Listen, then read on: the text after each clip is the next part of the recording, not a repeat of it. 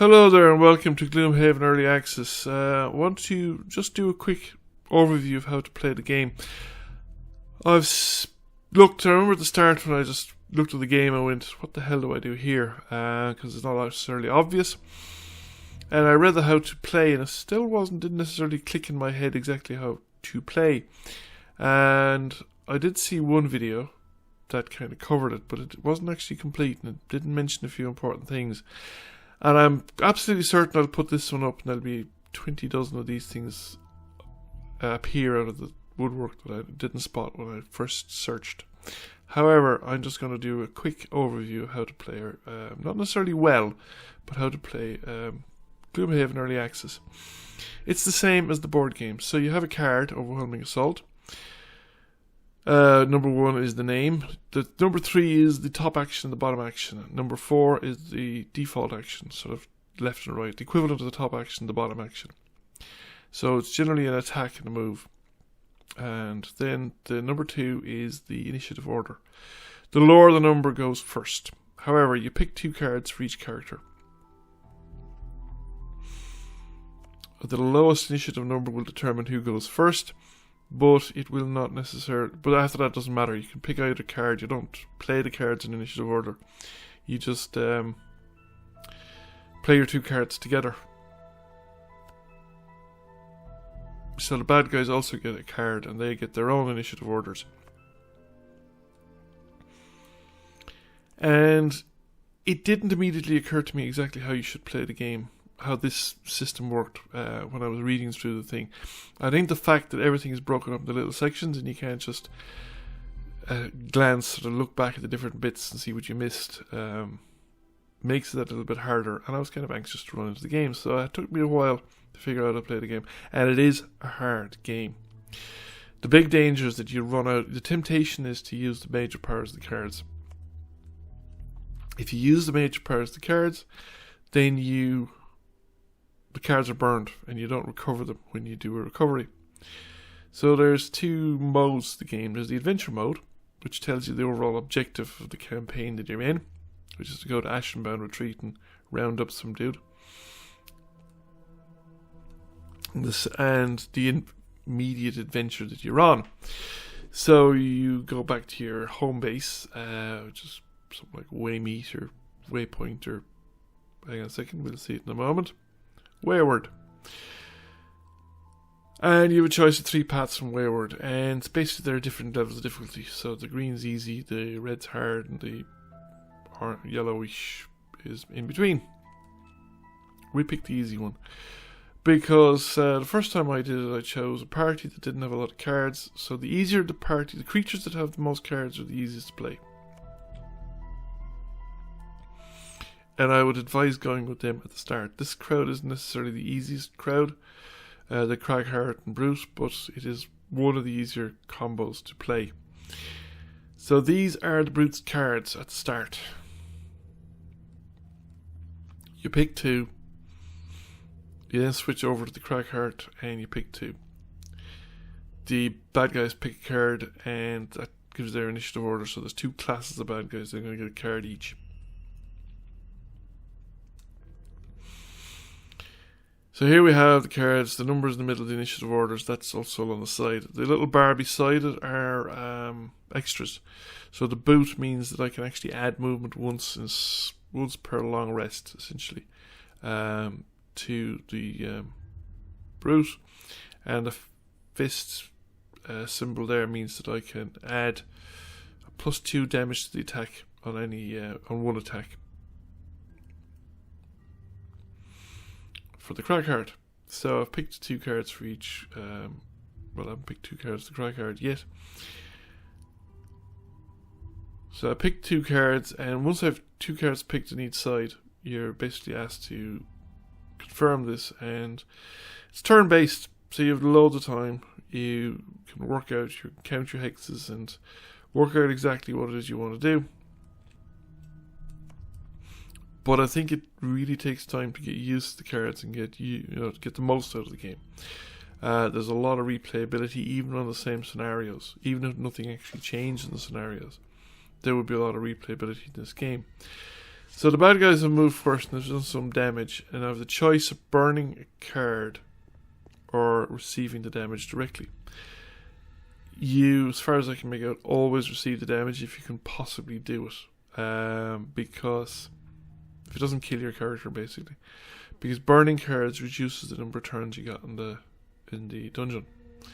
And if you run out of cards, essentially your character is considered to be exhausted and they withdraw from the dungeon.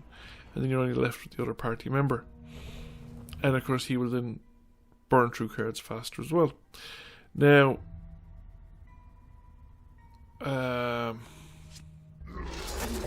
I'm using the cards. So in this case I'm using the default attack. And I used, I think, the major power of one of the other cards. Here I'm using the major power defensively. I get a retaliate, which means if they hit me, I do damage back to them. And then I just use the default attack. But I'm throwing in the Warhammer effect as well. I think sometimes I get confused as whether they're the right targets or not. And sometimes you can target multiple stuff, and you gotta click the hexes that you're targeting and make sure you click them properly. Now this guy's received damage 7, which would essentially almost kill him. And I decided to burn a card rather than receive damage 7, because I'd pretty much have to burn a card to heal him anyway. I'm not too sure whether that was the optimal decision or not, whether I might have been better off burning the card to heal him or not. Warding Strength is a special brute power, and if you use it, I think it's once per scenario, so you use it, you lose it. And I think on this occasion I chose not to use it, and I picked 2 other cards instead.